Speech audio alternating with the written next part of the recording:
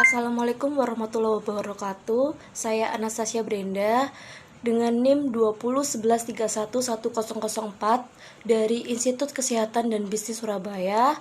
Di sini saya akan menjelaskan NCP untuk pasien pre dan pasca operasi untuk memenuhi mata kuliah Nutricare dengan dosen pengampu Ibu Unzia Khadijah MGZ. Yang pertama ada Nutrition Care Process untuk pasien preoperasi.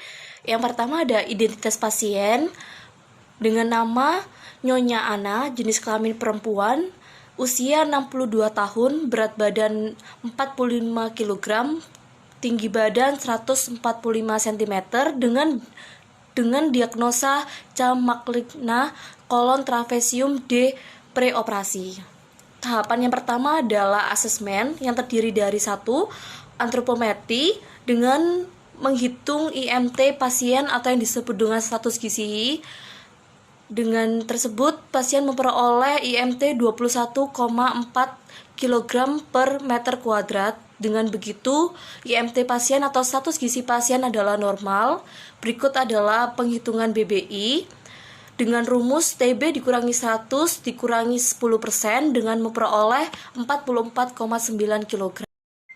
Berikut ini adalah hasil dari biokimia. Ada beberapa data biokimia pasien yang tidak normal seperti Hb 10 gram per dl yaitu rendah dan PVC yaitu rendah sebesar 37,4 UL dan ada albumin sebesar 2,6 gram per dl yaitu rendah dan ada CEA 67,2 Ng per ml yaitu tinggi yang dimana menandakan pasien terkena kanker kolon.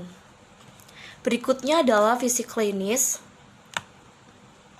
Suhu pasien 36 derajat Celcius, nadi 80 kali per menit yaitu normal dan 6 bulan lalu merasa kaku di bagian perut.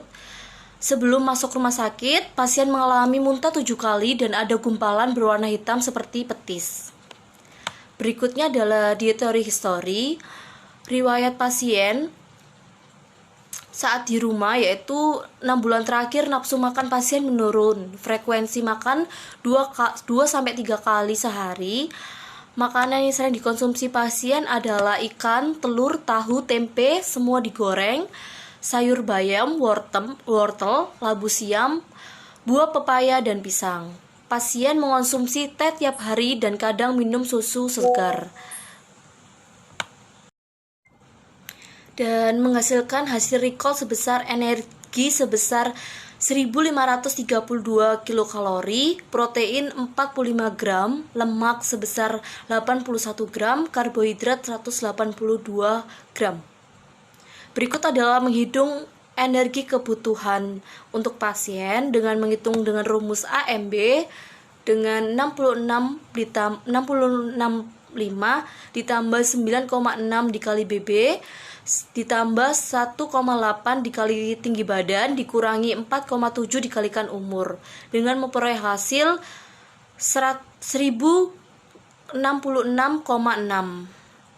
Selanjutnya adalah penghitungan TEE yaitu dengan rumus AMB dikalikan faktor aktivitas dikalikan faktor stres pasien di mana memperoleh kebutuhan pasien sebesar 1791,8. Tahapan selanjutnya adalah pembagian kebutuhan makronutrien untuk pasien. Karbohidrat sebesar 55% dengan memperoleh 246,3 gram, lemak 20% 39,8 gram, dan protein 15% sebesar 67,1 gram.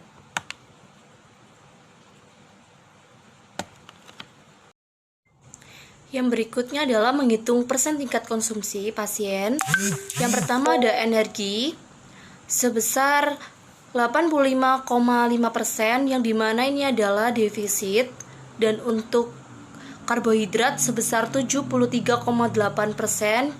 termasuk dengan golongan defisit, protein 67% defisit, lemak 203% berlebihan. Berikut adalah pembagian kebutuhan energi per makan pasien. di mana pagi hari 25% dikalikan TEE sebesar 447,9 kilokalori. Selingan pagi 10% dikalikan TEE sebesar 179,1 kilokalori. Dan untuk siang 30% 537,5 kilokalori. Untuk selingan siang 10% sebesar 179,1 kilokalori. Dan untuk malam 25% dikalikan TEE sebesar 447,9 kilokalori. Dan tahap berikutnya adalah diagnosa, di mana sudah saya amati dengan memperoleh diagnosa NI 2.1 asupan oral tidak adekuat berkaitan dengan pola makan pasien ditandai dengan persen tingkat konsumsi energi, protein, dan karbohidrat tidak kurang. Diagnosa selanjutnya adalah NI 5.6.2 asupan lemak berlebih berkaitan dengan pola makan pasien ditandai dengan persen tingkat konsumsi lemak sebesar 203%. Kemudian ada NC 2.2 perubahan nilai laboratorium berkaitan dengan hasil lab NCA tinggi sebesar 67, Ng per ml ditandai pasien didiagnosa terkena kanker kolon. Kemudian ada NB 1.7 pemilihan makanan salah berkaitan dengan pola makan pasien tidak beragam ditandai dengan hasil recall pasien. Kemudian kita masuk ke dalam intervensi. Di sini intervensi saya berikan di pemberian diet rendah serat bertujuan untuk memberikan makanan sesuai dengan kebutuhan gizi yang sedikit mungkin meninggalkan sisa sehingga dapat membatasi volume feses dan tidak merangsang saluran cerna. Syarat diet yang pertama yaitu energi sesuai dengan kebutuhan sebanyak 1791,8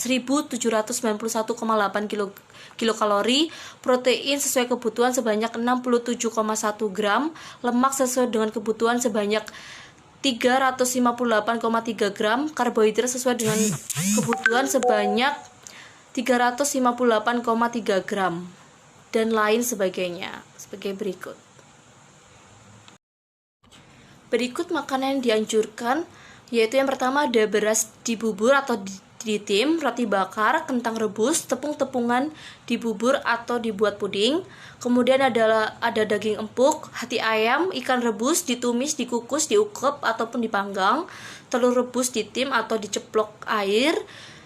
Kemudian ada tahu tempe ditim, direbus, ditumis, susu kedelai, sayuran yang berserat rendah, dan kemudian semua sari buah yang matang tanpa kulit dan biji. Kemudian ada margarin, mentega, dan minyak dalam jumlah terbatas untuk mengoles dan menumis teh encer dan sirup. Kemudian ada gula, garam, daun salam, laos, kunyit, kunci dalam jumlah yang terbatas. Dan berikutnya adalah makanan yang tidak dianjurkan. Yang pertama adalah beras ketan atau beras tumbuk, beras merah, jagung, ubi, singkong, talas, dodol atau kue-kue yang manis lainnya. Kemudian ada daging berserat, kacang merah, sayuran yang tinggi serat, buah-buahan yang dimakan dengan kulit, kemudian minyak untuk menggoreng, kemudian kopi dan teh yang sangat kental. Dan berikutnya adalah monitoring evaluasi. Di sini saya mau monitoring biokimia dari hasil laboratorium pasien, yang dimana targetnya adalah HB, PVC, albumin, CEA normal, pelaksanaannya 1 bulan. Kemudian ada pola makan, memilih pola makan yang bergizi dan seimbang, pelaksanaannya setiap hari.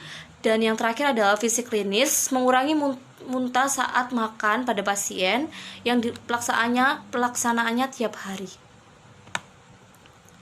Dan berikut adalah contoh menu diet untuk pasien.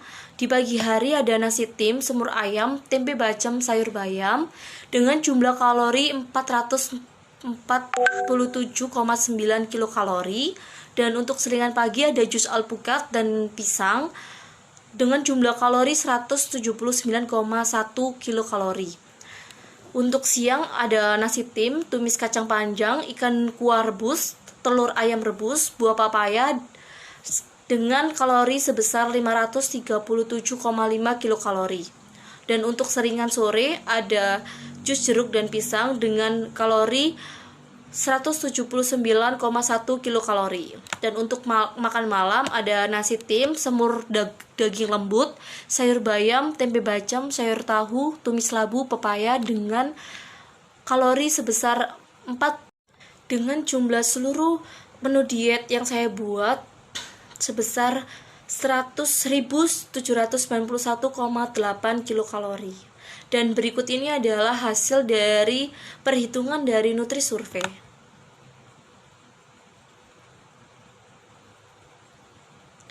Dan saya juga membuat sebuah edukasi berupa leaflet untuk pasien.